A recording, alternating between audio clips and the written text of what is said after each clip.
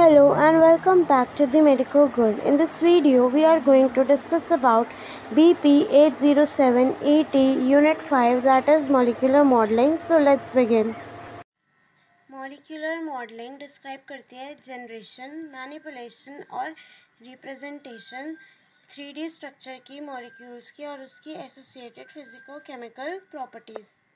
Molecular modelling systems जो है वो प्रोवाइड करता है पावरफुल टूल्स ताकि हम बिल्ड कर सकें, विजुअलाइज कर सकें, एनालाइज कर सकें और स्टोर कर सकें मॉडल्स कॉम्प्लेक्स मॉलिक्यूल सिस्टम के, जो हेल्प करेगा इंटरप्रेट करने के लिए स्ट्रक्चर एक्टिविटी रिलेशनशिप को। जो गोल है मॉलिक्यूलर मॉडलिंग का वो लिमिटेड नहीं रहना चाहिए कि उसे सिर्फ हमें इंसाइट देने हैं, लेकिन वो हमें सजेस्ट भी करना चाहिए या हमारी हेल्प करे सजेस्ट करने के लिए नए एक्सपेरिमेंट्स को, जैसे कि नए स्ट्रक्चर्स जो हमने टेलर किए हैं जिसमें डिज़ायर्ड बायोलॉजिकल एक्टिविटी हो। देन दो मॉडलिंग स्ट्रैटेजीज़ होती है मेजरली जो हम यूज़ करते हैं, एक होती है डायरेक्ट और दूसरी होती है इनडायरेक्ट। डायरेक्ट वाली में जो 3D फीचर्स होते हैं नॉन रिसेप्टर साइट्स के, उनको हम डायरेक्टली कंसिडर करते हैं, और जो इनडायरेक्ट डिज़ाइन होता है वो बेस्ड होता है कंपैरेटिव एनालिसिस पे स्ट्रक्चरल फीचर्स के, नॉन एक्टिव और इनएक्टिव मॉलिक्यूल्स के, जो हम इंटरप्रेट करते हैं इन टर्म्स ऑफ कॉम्प्लीमेंटारिटी एक हाइपोथेटिकल रिसेप्टर साइट मॉडल की हेल्प से। जो मॉलिक्यूलर मॉडलिंग एनालिसिस है वो उसको हम दो में डिवाइड कर सकते हैं, small molecule modelling and macro molecule modelling. जो स्मॉल वाले में होता है उसमें हम मॉडलिंग सेट्स लेते हैं स्मॉल मॉलिक्यूल्स के और वो इनडायरेक्ट ड्रग डिज़ाइन होता है। और जो मैक्रो मॉलिक्यूल मॉडलिंग होती है जिसमें हम लिगेंड रिसेप्टर फिट एनालिसिस यानी कि डॉकिंग करते हैं, जो कि हमारा डायरेक्ट वे है। दोनों ही डायरेक्ट और इनडायरेक्ट डिज़ाइन से हमें design of molecule conforming to a model के बारे में पता चलता है। देन आता है molecular modelling in drug design. सारे मॉलिक्यूल्स में होती है एक रेंज ऑफ कन्फॉर्मेशन जो कि प्रोड्यूस होती है वाइब्रेशन ऑफ कन्फॉर्मेशन से, जो कि प्रोड्यूस होती है वाइब्रेशन से सारे बॉन्ड्स की, और टॉर्सियोनल रोटेशन से उसकी सिंगल बॉन्ड के पास। देन डिफरेंट कॉन्ट्रीब्यूशंस जो होती हैं वो हम दो टाइप में देख सकते हैं, बॉन्डेड इंट्रैक्शन जिसमें होती है bond stretching, bond angle bending और टॉर्शन एंगल रोटेशन, और नॉन बॉन्डेड इंट्रैक्शन जिसमें आती है लंडन और वंडरवॉल फोर्सेस और कॉलम इंट्रैक्शन। जो टोटल एनर्जी होती है वो सम होती है बॉन्डेड और नॉन बॉन्डेड इंट्रैक्शंस का। इन इंट्रैक्शन से हम कैलकुलेट कर सकते हैं लो एनर्जी कन्फर्मेशंस को किसी मॉलिक्यूल के, और एनर्जी मिनिमाइजेशन जो होती है वो रूटीनली करते हैं हम इम्प्रूव करने के लिए अप्रॉक्सीमेट स्ट्रक्चर को, जो हमें मिलता है एक्सरे डिफ्रैक्शन ऑफ क्रिस्टल से और molecular magnetic resonance data of solution से। फिर ये इंक्लूड करती है non covalent interactions, hydrophobic interactions, partial charges और dipole movement and bond stretching and bond angle bending. Then the topic is introduction to molecular mechanics. तो molecular mechanics जो होता है वो डील करता है नंबर ऑफ एटम्स से, और जो क्वांटम मैकेनिक्स है वो जो नेक्स्ट टॉपिक है वो कंसर्न होता है नंबर ऑफ ऑर्बिटल से। जो कंप्यूटेशनल केमिस्ट्री टेक्निक्स होती है उनको हम यूज़ करते हैं रूटीनली साइमुलेट करने के लिए केमिकल और फिजिकल प्रॉपर्टीज़ कंप्यूटर पे सिंथेसिस से पहले। जो एक्यूरेसी होती है इन कैलकुलेशंस की, ये डिपेंड करती है एक्यूरेसी पैरामीटर्स की पर जो हम एम्प्लॉय करते हैं यानी कि यूज़ करते हैं विजुअलाइज करने के लिए मॉडल को, या कंप्लीटनेस देखने के लिए कन्फॉर्मेशनल सर्च की। मॉलिक्यूलर मैकेनिक्स में हम इक्वेशंस का यूज़ करते हैं जो फॉलो करती हैं लॉ क्लासिकल फिज़िक्स के, और उन्हें अप्लाई करते हैं हम न्यूक्लियाई पे बिना कंसीडर करते हुए इलेक्ट्रॉन्स को। जो मॉलिक्यूल्स होते हैं हम उन्हें ट्रीट करते हैं एक सीरीज़ ऑफ स्पेयर्स यानी कि एटम्स की तरह, जो कि कनेक्टेड है किसी स्प्रिंग से, जो कि हैं बॉन्ड्स। जो इक्वेशंस आती हैं क्लासिकल मैकेनिक्स से उनको हम यूज़ करते हैं कैलकुलेट करने के लिए डिफरेंट इंट्रैक्शंस और एनर्जीज़ को, जो कि आती है बॉन्ड स्ट्रेचिंग की वजह से। और जो ये कैलकुलेशंस करनी होती है रिक्वायर करती हैं डाटा या फिर पैरामीटर्स जो स्टोर होते हैं टेबल्स में, प्रोग्राम में, और वो डिस्क्राइब करते हैं interactions between different sets of atom. जो ये एनर्जीज़ हैं उनके कोई यूज़फुल नहीं है वो, यानी कि उनका कोई पर्टिकुलर अपना मीनिंग नहीं है एज एब्सोल्यूट क्वांटिटीज़, लेकिन वो यूज़फुल है जब हमें कंपेयर करना होता है डिफरेंट कन्फॉर्मेशंस को सेम मॉलिक्यूल के। देन जो मॉलिक्यूलर मैकेनिक है ये फास्ट है और लेस इंटेंसिव है कंप्यूटर पे देन क्वांटम मैकेनिक्स, और ये कैलकुलेट नहीं कर सकता इलेक्ट्रॉनिक प्रॉपर्टीज़ को, क्योंकि इलेक्ट्रॉन्स को हम इंक्लूड नहीं करते कैलकुलेशन में। मॉलिक्यूलर मैकेनिक्स जो है वो कंसिस्ट ऑफ करता है सीरीज़ ऑफ मैथमेटिकल स्टेप्स जो हम यूज़ करते हैं कैलकुलेट करने के लिए मॉलिक्यूल की ज्योमेट्री, एनर्जी, वाइब्रेशनल स्पेक्ट्रा और बाकी केमिकल या इलेक्ट्रोनेगेटिव प्रॉपर्टीज़। जो एनर्जी टर्म्स या फिर पैरामीटर्स होते हैं उन्हें हम क्लासीफाई करते हैं बॉन्डिंग इंट्रैक्शन जिसमें आती है स्ट्रेचिंग, बेंडिंग, टॉर्शनल रोटेशन, और नॉन बॉन्डिंग इंट्रैक्शन जिसमें आती है डिस्पर्सिव अट्रैक्शन यानी कि Van der Waals, dipole dipole, charge interaction. और बॉन्डिंग पैरामीटर को हम फर्दर सब डिवाइड कर सकते हैं इक्विलिब्रियम टाइप पैरामीटर से, जो कि ऑब्टेन करते हैं हम एक्सरे या फिर न्यूट्रॉन से, और इलेक्ट्रॉनिक डिफ्रैक्शन पैरामीटर्स जो बिलोंग करते हैं फोर्स कांस्टेंट टाइप, और उन्हें हम मेजर करते हैं माइक्रोवेव या फिर IR स्पेक्ट्रोस्कोपी से। देन जो मॉलिक्यूलर डायनामिक्स जो है ये ओरिजिनेट हुआ था 1957 में, और ये फर्स्ट यूज़ किया गया था स्टडी करने के लिए सिंपल फ्लूइड को जो कि 2D हार्ड डिस्क से बना था, और इवैल्यूएट करने के लिए रिलैक्सेशन फिनोमेना को, और विजुलाइज करने के लिए प्रॉपर्टीज़ लिक्विड में। देन ये मेथड है स्टडी करने के लिए मोशंस को और कॉन्फ़िगरेशनल स्पेस को मॉलिक्यूल्स के, जिसमें टाइम एवोल्यूशन या जो ट्रैजेक्टरी होती है मॉलिक्यूल की उसको डिस्क्राइब किया जाता है classical Newtonian equation of motion से। जो ये मॉलिक्यूलर डायनेमिक मेथड है डायरेक्टली साइमुलेट करता है मोशन को मॉलिक्यूल्स की कि एक सिस्टम है, और जो सिस्टम होता है ये स्टार्ट होता है एक आर्बिट्री अरेंजमेंट में एक टेम्परेचर पे जो कि नियर एब्सोल्यूट ज़ीरो होता है। एटम्स जो है वो माने जाते हैं कि नियरली स्टेशनरी है। जो वेलोसिटी होती है एटम्स की उसको अलाउ किया जाता है इंक्रीज़ करने के लिए, ताकि जो एवरेज काइनेटिक एनर्जी है वो इंक्रीज़ हो जाए correspond to the temperature of interest, जैसे कि 300 केल्विन। इस टेम्परेचर पे जो मोशन होती है सारे एटम्स की वो साइमुलेटेड होती है। और क्लासिकल श्रोडिंगर इक्वेशन मेथड के अलावा कुछ सेमी एम्पेरिकल मेथड्स का भी हम इस्तेमाल करते हैं कैलकुलेट करने के लिए वेव फंक्शन को वैलेंस इलेक्ट्रॉन के लिए ही सिर्फ, जो कि इंक्लूड करते हैं extended Huckel method, neglect of diatomic differential overlap या फिर NDDO method, modified NDDO method, और सेमी एम्पेरिकल ट्रीटमेंट जैसे कि AMI, MNDO most popular semi empirical program है। और जैसे कि गुसैन और होंडो सीरीज़ जो है ये टिपिकल एब इनिटो प्रोग्राम है। एब इनिटो यानी कि फ्रॉम द बिगनिंग जो यूज़ होते हैं। नेक्स्ट टॉपिक है क्वांटम मैकेनिक्स। जो मॉलिक्यूल्स होते हैं वो बने होते हैं इलेक्ट्रॉन से और न्यूक्लियाई से। जो न्यूक्लियाई होती है वो अट्रैक्ट करती है इलेक्ट्रॉन को, लेकिन जो इलेक्ट्रॉन है वो एक दूसरे को रिपेल करते हैं, वो मूव करते हैं रिलेटिव टू दी न्यूक्लियाई। और जो बैलेंस होता है फोर्स के बीच का वो डिटरमाइन करता है स्ट्रक्चर और केमिकल रिएक्टिविटी हर मॉलिक्यूल की। जो न्यूक्लियाई और इलेक्ट्रॉन्स होते हैं वो खुद को अरेंज करते हैं कि वो लोएस्ट एनर्जी हो उनके पास जितनी पॉसिबल हो, जो प्रोवाइड करता है उससे सबसे ज़्यादा स्टेबल फॉर्म।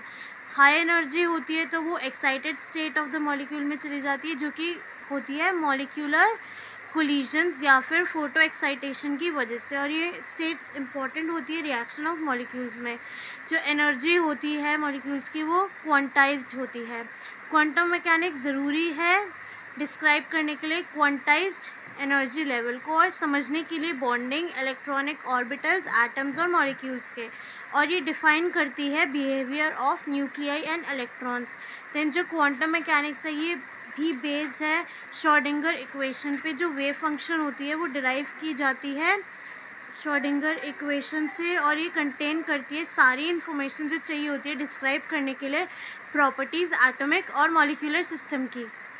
जो क्वांटम मैकेनिक्स है ये यूज़ करती है क्वांटम फिज़िक्स का कैलकुलेट करने के लिए मॉलिक्यूल की प्रॉपर्टी कंसीडर करते हुए इंट्रैक्शंस बिटवीन द इलेक्ट्रॉन्स और the nuclei of the molecule. इसको हम क्वांटम मैकेनिक्स को डिवाइड कर सकते हैं दो कैटेगरीज में, एब इनिटो और सेमी एम्पेरिकल। जो एब इनिटो है वो मोर रिगरस है और इसमें कोई स्टोर्ड पैरामीटर या डाटा नहीं चाहिए होती, लेकिन ये एक्सपेंसिव है कंप्यूटर टाइम पे और ये रिस्ट्रिक्टेड होती है स्मॉल मॉलिक्यूल्स के लिए। और जो सेमी एम्पेरिकल मेथड है ये कंप्यूट करता है सिर्फ वैलेंस इलेक्ट्रॉन्स को। ये फास्ट होता है, लेस एक्यूरेट होता है और ये हम बहुत सारे मॉलिक्यूल्स पे भी कर सकते हैं। और ये सेमी एम्पेरिकल मेथड्स हैं। ये क्विक है मेथड्स क्योंकि ये यूज़ करते हैं अप्रॉक्सीमेशन और स्टोर्ड पैरामीटर का। फिर आती है चॉइस ऑफ मेथड। जो मेथड ऑफ कैलकुलेशन है ये डिपेंड करता है कि कैसी कैलकुलेशन करनी है और साइज़ क्या है मॉलिक्यूल का। और जो मॉलिक्यूल का कंसर्न है उसमें एब इनिटो कैलकुलेशन लिमिटेड होती है मॉलिक्यूल जिसमें होते हैं 10 एटम्स, और जो सेमी एम्पेरिकल होती है उसमें हंड्रेड्स ऑफ एटम्स, और मॉलिक्यूलर मैकेनिक्स में थाउजेंड्स ऑफ एटम्स पे हम कर सकते हैं। मॉलिक्यूलर मैकेनिक्स यूज़फुल होते हैं क्या क्या करने के लिए? Energy minimization, identify stable conformation, energy calculation for specific conformation, generating different conformation और स्टडिंग मॉलिक्यूलर मोशन। और जो क्वांटम मैकेनिकल मेथड्स होते हैं ये सूटेबल होते हैं कैलकुलेट करने के लिए मॉलिक्यूलर ऑर्बिटल एनर्जीज और coefficient, heat of formation for specific conformation, partial atomic charges calculated from molecular orbital coefficients, electrostatic potential, dipole moment, transition geometries and energies, bond dissociation energies। Next topic है energy minimisation. कोई सा भी software हम use करें 3D structure बनाने के लिए एक प्रोसेस जो कि एनर्जी मिनिमाइजेशन वो होना चाहिए एक बारी जब स्ट्रक्चर बिल्ट होता है। क्यों? क्योंकि जो कंस्ट्रक्शन प्रोसेस होता है उसमें बहुत सारे अनफेवरेबल बॉन्ड लेंथ हो सकते हैं, बॉन्ड एंगल हो सकता है, टॉर्शन एंगल्स हो सकते हैं, अनफेवरेबल नॉन बॉन्डिंग इंट्रैक्शंस भी हो सकती है। देन एनर्जी मिनिमाइजेशन प्रोसेस जो होता है वो किया जाता है बाय मॉलिक्यूलर मैकेनिक्स प्रोग्राम जो कैलकुलेट करता है एनर्जी स्टार्टिंग मॉलिक्यूल की, देन वेरी करता है उसकी बॉन्ड लेंथ, बॉन्ड एंगल और टॉर्शन एंगल को, ताकि नया स्ट्रक्चर बन सके। और जो एनर्जी होती है न्यू स्ट्रक्चर की उसे हम कैलकुलेट करते हैं देखने के लिए कि कितना एनर्जेटिकली वो स्टेबल है या नहीं है। अगर जो स्टार्टिंग होती है वो अनस्टेबल होती है तो स्लाइट ऑल्ट्रेशन करनी पड़ती है बॉन्ड एंगल पे, बॉन्ड लेंथ पे, जो कि इफ़ेक्ट करती है पूरी एनर्जी पे मॉलिक्यूल की, जो रिज़ल्ट करती है लार्ज एनर्जी डिफरेंस में। जो प्रोग्राम होता है वो देखेगा, रिकॉग्नाइज करेगा इसको और कैरी आउट करेगा चेंजेस, रिकॉग्नाइज करेगा उन्हें जो लीड करते हैं स्टेबलाइजेशन पे और कौन नहीं करते। इवेंचुअली एक स्ट्रक्चर फाउंड होगा जहाँ पे स्ट्रक्चरल वेरिएशन से एक स्लाइट चेंज आएगा एनर्जी में जो कि है एक एनर्जी मिनिमम, और ये प्रोग्राम इंटरप्रेट कर लेगा इसको एज मोर स्टेबल स्ट्रक्चर और स्टॉप हो जाएगा उस स्टेज पे। अगर आपने कभी स्ट्रक्चर बनाया होगा 2D से 3D में कन्वर्ट किया होगा तो हम उसमें भी पहले एनर्जी मिनिमाइज करते फिर हम उसको 3D में कन्वर्ट करते हैं।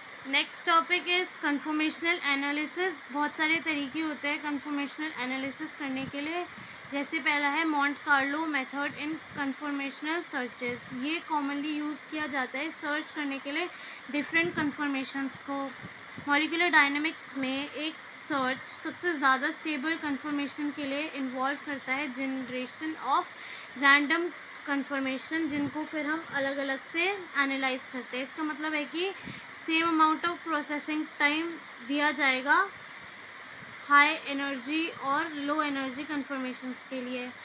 ये मेथड इंट्रोड्यूस करता है bias toward stable conformation for process, जिसे हम कहते हैं इम्पोर्टेंस सैम्पलिंग। ये काम कैसे करता है? ये काम करता है कंपेयर करते हुए एनर्जीज़ को रैंडमली क्रिएटेड कन्फर्मेशंस की जैसे जैसे वो फॉर्म होती हैं, और ये जनरेट होती हैं ऑल्टर करते हुए positions of atoms relative to each other, और कैरी आउट करता है बॉन्ड रोटेशन। ये डिफरेंट होता है मॉलिक्यूलर डायनामिक्स से क्योंकि ये एक स्पेस की मूव है और ये इन्वॉल्व नहीं करता एनालिसिस ऑफ मूवमेंट, वेलोसिटी और acceleration of atoms. Then next way है हमारा फिजिकल प्रॉपर्टीज़। जो थियोरेटिकल कैलकुलेशन है वो हमें बहुत सारे इंडिसेस दे सकती हैं, लेकिन वो डायरेक्टली रिलेटेड नहीं होगी एक्सपेरिमेंटल डाटा से, लेकिन वो यूज़फुल हो सकती है क्योंकि उसमें बहुत सारी फिज़िकल इंफॉर्मेशन का कंटेंट होता है। जैसे कि इलेक्ट्रॉन डेंसिटी यूज़फुल है क्योंकि वो हमें एक अच्छा बायस देता है स्टीरियो इलेक्ट्रॉनिक प्रॉपर्टीज़ के लिए, या तो आइसोलेटेड या फिर इंटरैक्टिंग मॉलिक्यूल्स की। और जो मॉलिक्यूलर इलेक्ट्रोस्टैटिक पोटेंशियल होता है वो जनरेट होता है किसी पार्शियल एटॉमिक चार्ज से, जो कि डिराइव्ड होता है क्वांटम मैकेनिकल कैलकुलेशन से। देन आ जाती है इलेक्ट्रॉनिक प्रॉपर्टीज़, जिससे हम प्रेडिक्ट कर पाते हैं केमिकल बिहेवियर किसी कंपाउंड का, और इंक्लूड करती है molecular orbits, electron densities, electrostatic potentials और इलेक्ट्रिक फील्ड। जो इलेक्ट्रोस्टैटिक पोटेंशियल होते हैं हम उन्हें एक्सपेरिमेंटली डिटरमाइन कर सकते हैं एक्सरे डिफ्रैक्शन या फिर इलेक्ट्रॉन डिफ्रैक्शन टेक्निक से। देन बहुत सारे वेज होते हैं रिप्रेजेंट करने के इलेक्ट्रोस्टैटिक पोटेंशियल को कंप्यूटर पे, जैसे कि contour level in selected planes, coloured area maps, वहाँ पे जो एरिया होते हैं सक्सेसिव कॉन्टूर लेवल्स एक प्लेन में कलर्ड होते हैं as function of electrostatic potential, coloured coded dots on the Connolly molecular surface, mapping of electrostatic potential value onto solid models। Last topic जो है वो है ग्लोबल कन्फॉर्मेशनल मिनिमा डिटर्मिनेशन। जो energy minimisation होती है वो करते हैं हम 3D स्ट्रक्चर पे एक स्टेबल कन्फॉर्मेशन बनाने के लिए। जो स्ट्रक्चर ऑब्टेन होता है कि नेसेसरी नहीं होता कि वो सबसे ज़्यादा स्टेबल कन्फॉर्मेशन हो, क्योंकि एनर्जी मिनिमाइजेशन स्टॉप हो जाती है जैसे ही वो स्टेबल कन्फॉर्मेशन पे पहुंच जाती है। और जो मोस्ट स्टेबल कन्फॉर्मेशन है उसे हम सेपरेट करते हैं लेस स्टेबल कन्फॉर्मेशन से एक एनर्जी सैडल की हेल्प से। जैसा कि हम इस फिगर में देख सकते हैं कि जो सबसे लोएस्ट वाली है हमने उसको ग्लोबल मिनिमम ले रखा है, और जो वैसे कम है उसको हमने लोकल मिनिमम ले रखा है। देन ये मिनिमाइजेशन करने के हमारे पास दो तरीके होते हैं, मॉलिक्यूलर डायनामिक्स और step wise rotation of bonds. तो जो मॉलिक्यूलर डायनामिक्स है इसके बारे में हम पहले ही देख चुके हैं कि ये डिज़ाइन किया होता है मिमिक करने के लिए मूवमेंट एटम्स की किसी मॉलिक्यूल में। और ये जो सॉफ्टवेयर प्रोग्राम होता है ये कैसे काम करता है, ट्रीट कर देता है एटम को उसके स्ट्रक्चर में as moving spheres after 1 femtosecond of movement. जो पोजीशन वेलोसिटी हर एटम के स्ट्रक्चर में उसे डिटरमाइन करता है। एक फेम्टोसेकेंड होता है 1 × 10⁻⁻15 सेकेंड्स। देन फिर हम लोग फोर्स कैलकुलेट कर लेते हैं जो एटम पे एक्ट कर रही होती है, कंसीडर करते हुए bond length, angle, torsional turn, non bond interaction with the surrounding atom. Then second आता है step wise bond rotation. Although जो मॉलिक्यूलर डायनामिक्स है उससे हम कन्फर्मेशन जनरेट कर लेते हैं, लेकिन कोई गारंटी नहीं है कि वो आइडेंटिफाई करेगा सारी कन्फर्मेशन जो पॉसिबल हो, इसलिए हमें एक ज़्यादा सिस्टमेटिक प्रोसेस चाहिए होता है जनरेट करने के लिए इन कन्फर्मेशन को कैसे ऑटोमेटिकली जो रोटेशन कर देगी हर सिंगल बॉन्ड की एक सेट नंबर ऑफ डिग्रीज से, और जो स्टेरिक एनर्जी जो होगी हर कन्फर्मेशन की उसको कैलकुलेट करेगी, ग्राफ करेगी और रिवील करेगी कौन सी सबसे ज़्यादा स्टेबल कन्फर्मेशन है और वो फुल्ली स्टैगर्ड थी, और कौन सी लीस्ट स्टेबल कन्फर्मेशन जो थी एक्लिप्स्ड। इसमें हम लोग एनर्जी मिनिमाइजेशन नहीं करते क्योंकि हमारा एम होता है आइडेंटिफाई करना दोनों स्टेबल और अनस्टेबल सिस्टम को। और जो एनर्जी होती है मॉलिक्यूल की वो वेरी करती है डिपेंड करते हुए कन्फर्मेशन पे या फिर शेप पे, और बहुत सारी नंबर ऑफ शेप्स जो होती है वो पॉसिबल होती है एक मॉलिक्यूल के लिए। जो नंबर ऑफ कन्फर्मेशंस है उसके लिए हम फॉर्मूला यूज़ करते हैं 160 divided by angle increment into number of rotated bond. Then इसी में आता है determination made on minimized model. जो डिटर्मिनेशंस आती हैं जैसे bond angle, distance, torsion angle, shape, charge किसी मिनिमाइज्ड मॉलिक्यूल पे, वो हमें हेल्प करती है अंडरस्टैंड करने के लिए कि कितना बायो एक्टिव मॉलिक्यूल एक्सर्ट करता है इफ़ेक्ट जो हमें हेल्प करेगा डिज़ाइन करने के लिए ज़्यादा एनालॉग्स, ज़्यादा एफिकेसी और पोटेंसी के साथ। That's all for now. Thank you. We will soon meet with a new video. Till then, stay tuned.